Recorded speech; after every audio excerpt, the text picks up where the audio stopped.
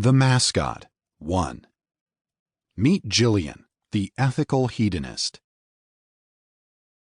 Our plane was cruising at an altitude of 31,000 feet, and the flight attendants were passing out drinks. My neighbor, Jillian, a typical Midwestern woman in her late 20s or early 30s, was pouring her small bottle of wine into a small, red plastic airline cup as we were talking. Since takeoff, I had learned she is married and a mother of 3. After the flight attendant had moved to the next row, she continued our conversation, saying, "Lately, I have had all sorts of issues with Jesus. I don't want to, but I do. And I don't care for that, and I don't like what I feel are contradictions, and I don't believe some of it, and I feel bad about all of those feelings." Jillian had grown up in a small rural town, attended the local church, participated in youth group, and was homeschooled. In her early 20s, though, she had drifted away from consistent church attendance. The busyness of her life, college, marriage, and 3 kids had brought about her uneven church attendance, and she had never seemed to recover the consistency that she once had. Although Jillian grew up in a fairly small conservative Midwestern town and in what appeared to be a fairly stable family, she found great conflict with her family upbringing and some of the teachings of Jesus. Her parents' values and beliefs had not changed.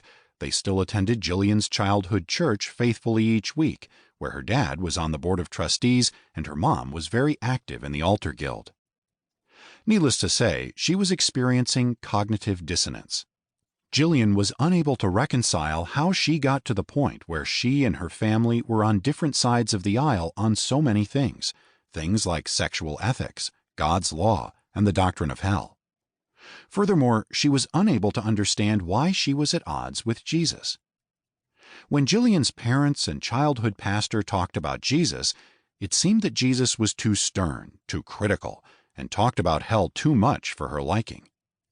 Not only was Jillian a bit offended by this, but she also felt disenchanted and confused. Why had Jillian become so different from her parents and those around her if she was raised with the same values and taught the same things? Why did she struggle with Jesus when she once felt so comfortable with him?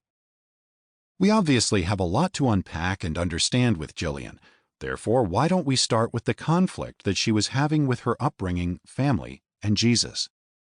To understand the conflict Jillian is experiencing, we must conclude that there are only 3 plausible reasons for the disunion. Jillian's family and Jesus had changed, Jillian had changed, or all 3 had changed to some degree. In our conversation, I learned the church she attended still had the same pastor, and I gathered the church was not one that was easily tossed to and fro by the waves of culture and carried about by every wind of man-made doctrine. Therefore, we can conclude with a fair amount of certainty that her childhood congregation and its teachings about Jesus had not changed. Furthermore, it sounded like Jillian's family was and is a hard-working and proud Midwestern family that sticks to their guns. That means the most likely scenario is that Jillian herself had changed. But had Jillian really changed? According to Jillian, she had not officially left the church, she had not renounced her baptism, and she still attended church services several times a year with her family around Christmas and Easter. So what is going on with Jillian? After talking with her a little more, it became apparent that even though Jillian's circumstances and context had not changed, her worldview had. In other words, the only thing that had drastically altered in Jillian's life from the time of her childhood to the time of her conversation with me was that her perspective on life had shifted. The way that Jillian viewed the world, considered the Christian faith, and understood Jesus had all changed since childhood, moving away from both her family's and her church's perspective. Indeed, for many years, the way she saw life, reality, and herself had been changing, even though she was relatively unaware of the slow transformation that had been occurring to her worldview for some time.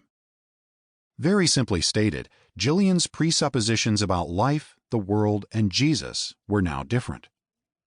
But what caused her worldview to change? It is important to pause and think through what has happened to Jillian, for her story will be a consistent pattern with many of the other individuals in this book. Let's pull back the layers to investigate what is going on beneath the surface.